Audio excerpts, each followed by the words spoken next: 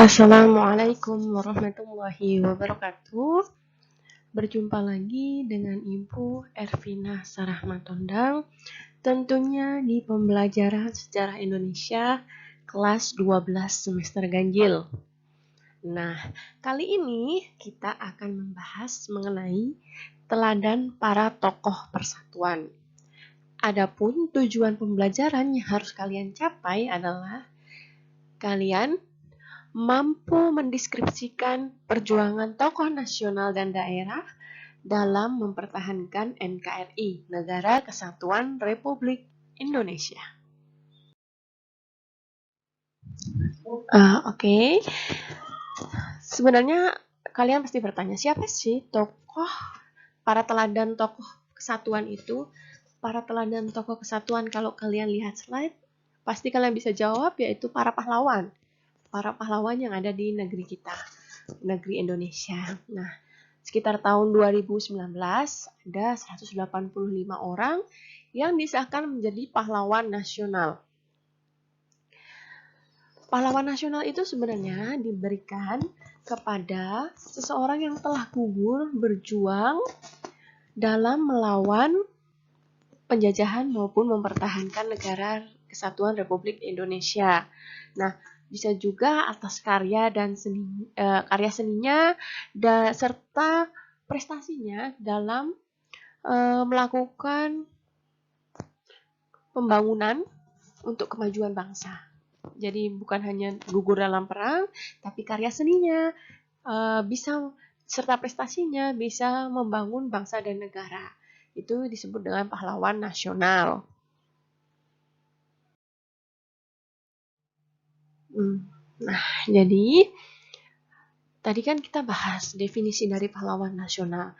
Nah, dalam pahlawan nasional sendiri itu terbagi menjadi berbagai, sebenarnya bukan terbagi sih, lebih tepatnya berasal dari berbagai daerah.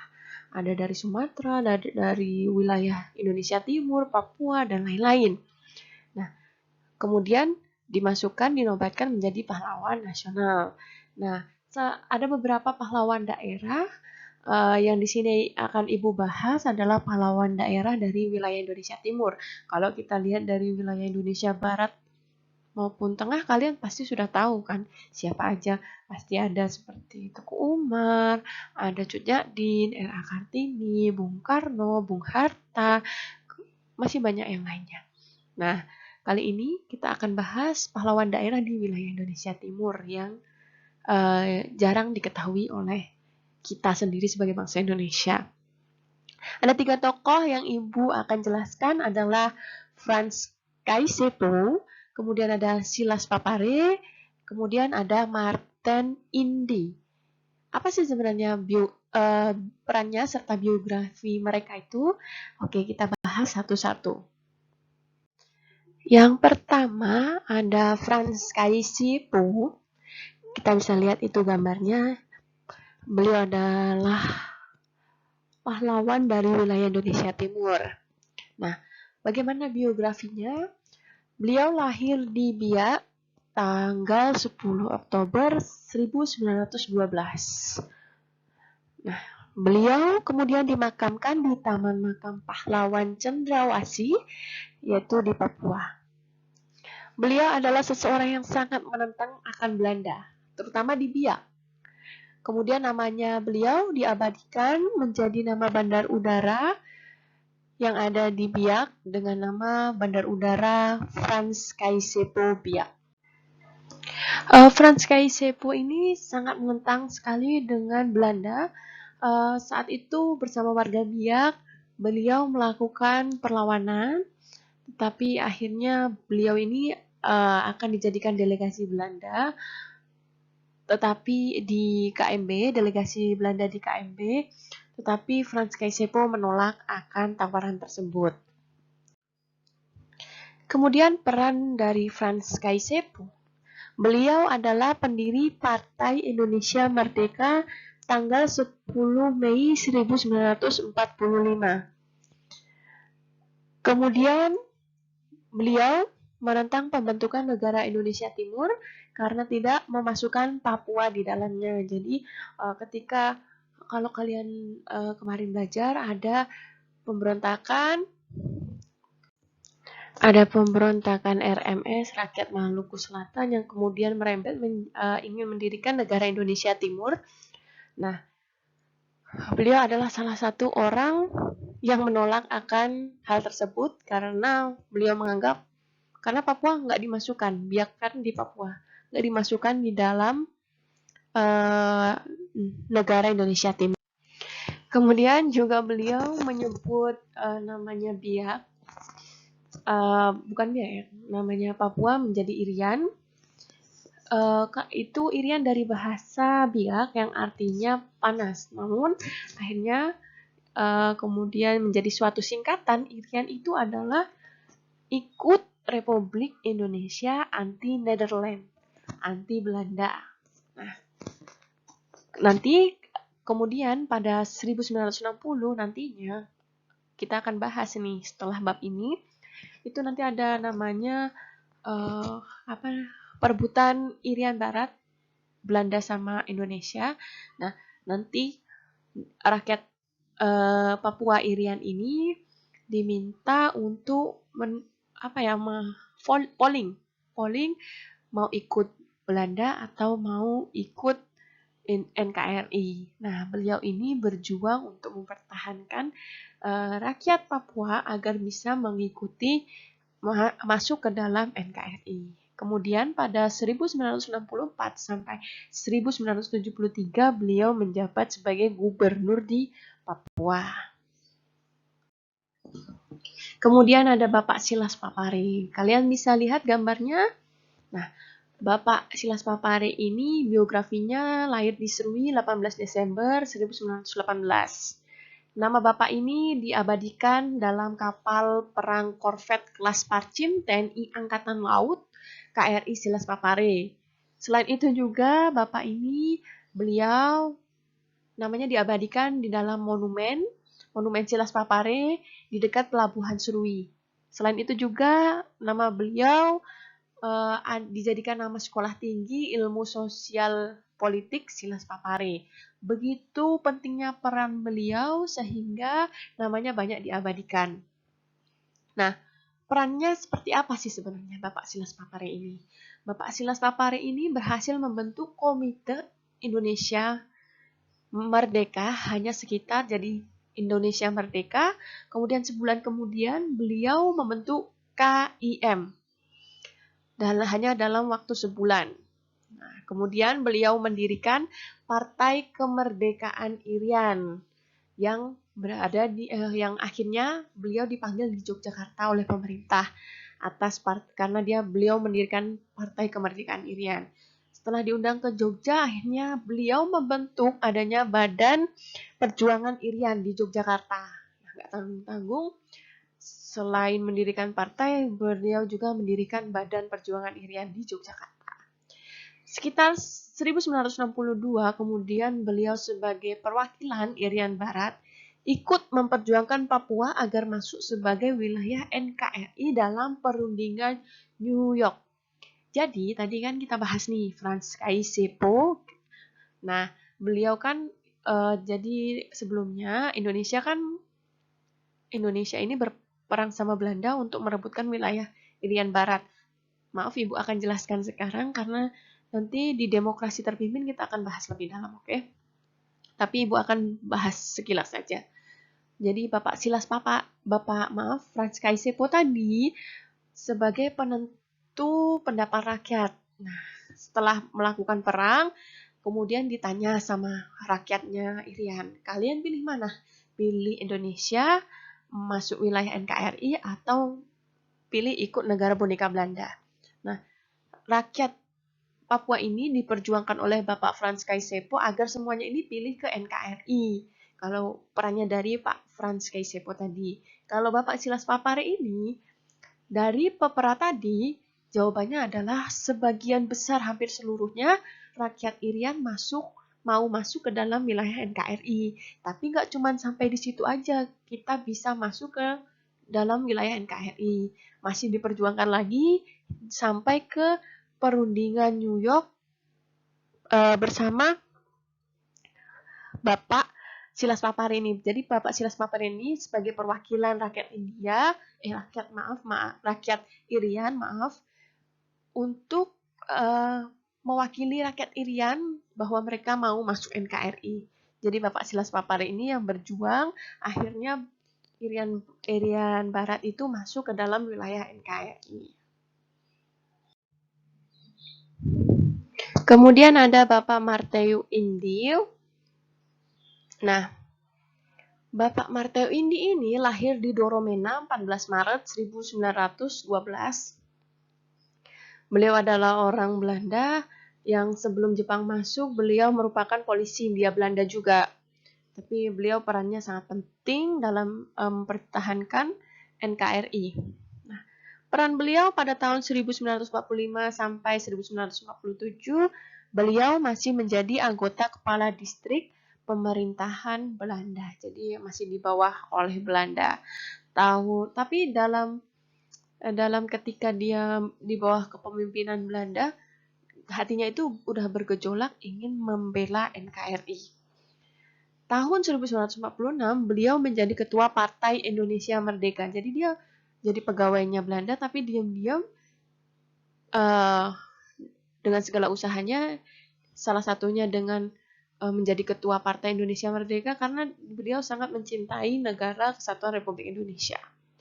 Kemudian beliau dibantu oleh 12 kepala suku untuk memberikan aksi protes karena Belanda ingin memisahkan Papua dari Indonesia. Jadi dia mencari 12 kepala suku agar dia bisa dibantu oleh rakyat Papua karena beliau tidak suka akan Papua ini akan dipisahkan dipisahkan dari Indonesia maksudnya, Bu. Nah, setelah perang usai, beliau memperjuangkan Papua agar masuk ke Indonesia melalui PBB.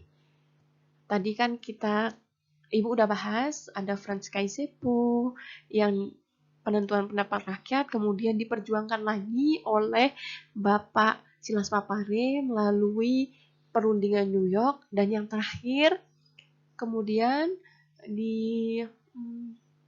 diperjuangkan lagi oleh Bapak Marteu Indi agar diakuin oleh PBB, sehingga akhirnya oleh ketiga orang tersebut tadi usaha Irian Barat bisa masuk NKRI akhirnya terwujud.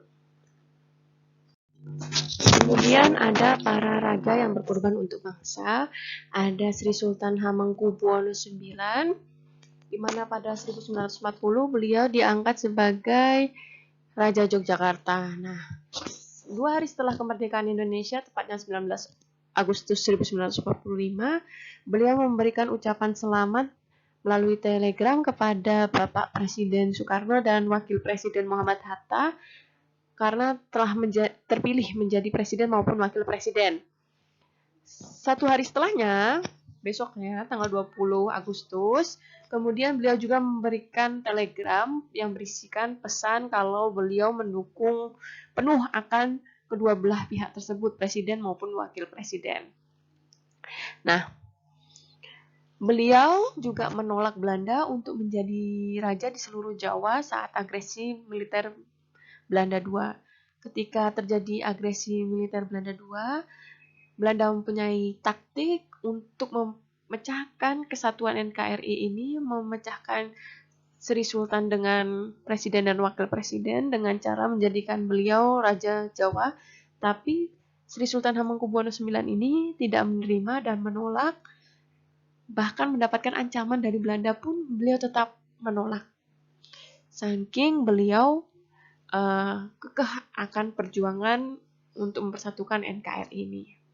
Nah, beliau juga memberikan sumbangsi berupa perlindungan dan logistik untuk TNI yang sedang memperjuangkan kemerdekaan. Kemudian ada Bapak Sultan Syarif Qasim II. Bapak ini menjadi Raja Siak di Indrapura tahun 1915 saat usianya masih muda, sekitar 17 tahun. Nah, beliau ini menyerahkan hartanya sekitar 13 juta gulden atau yang setara dengan 1000 triliun. Bayangin, uang zaman dulu 1000 triliun itu banyak sekali. untuk perjuangan sebagai bentuk dukungan kesetiaan terhadap pemerintahan Republik Indonesia. Karena dia mendukung penuh akan keutuhan NKRI. Kemudian beliau membentuk Komite Nasional Indonesia, TKR, dan Barisan Pemuda di Siak. Nah, ketika revolusi kemerdekaan pecah, beliau juga menyumbangkan hartanya sekitar 30% emas kepada Bapak Presiden yang waktu itu sedang berada di Yogyakarta. Nah, ketika Van Mook sebagai Gubernur Jenderal Hindia Belanda waktu itu, gubernur de facto,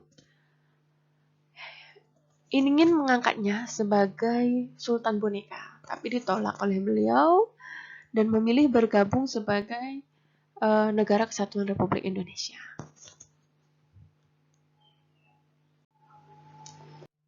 Kita lanjut, ada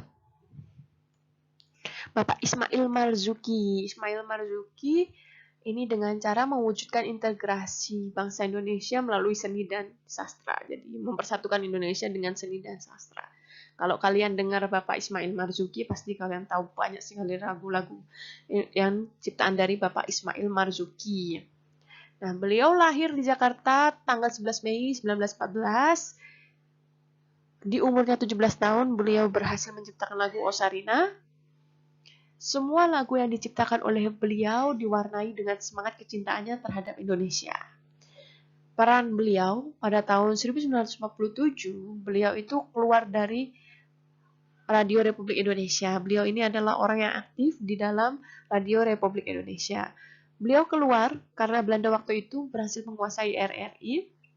Kemudian ketika RRI ini kembali lagi ke tangan Republik Indonesia, beliau kembali lagi ke RRI karena beliau tidak suka dengan kepemimpinan Belanda. Kemudian lagu-lagu beliau juga mengandung nilai perjuangan bangsa Indonesia. Itu ada Rayuan Pulau Kelapa, ada Halo-Halo Bandung, Selendang Sutra, Sepasang Bola Mata. Banyak sekali lagu-lagu beliau yang menggambarkan semangat kecintaannya terhadap Indonesia. Kemudian yang terakhir ada untuk tokoh wanitanya, yang kita ambil adalah Opu Daeng, perempuan pejuang. Kalian bisa lihat beliau adalah sesepuh.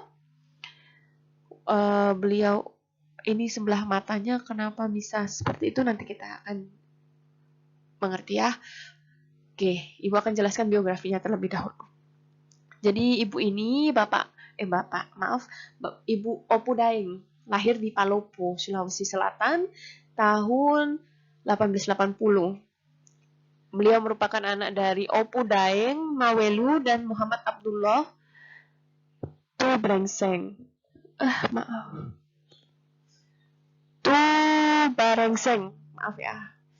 Bukan brengseng tapi barengseng. Nama kecil beliau dinamakan Famajah. Dari nama beliau itu bisa diketahui bahwa beliau adalah keturunan kerajaan Luwu. Dari semenjak kecil, beliau sudah diajarkan mengenai budaya dan agama, tidak terpisahkan oleh beliau. Jadi agama Islam itu mengikat di darah beliau. Peran beliau apa saja? Peran beliau ini aktif di organisasi Partai Serikat Indonesia Islam ketika menikah dengan suaminya yang bernama Haji Muhammad Yahya yang mendirikan PSSI di Parepare, cabang PSSI di Parepare, PSII di Parepare, kemudian mendirikannya di Palopo. Jadi beliau ini menikah dengan Bapak Haji Muhammad Yahya yang waktu itu pendiri cabang PSII di Parepare. Kemudian mereka berdua mendirikannya di Palopo. Dia mendirikan juga di tanah kelahirannya akhirnya Opu Daeng ini. Tahun 1933, beliau ini dengan biayanya sendiri pergi ke Jawa untuk mengikuti Kongres PSII.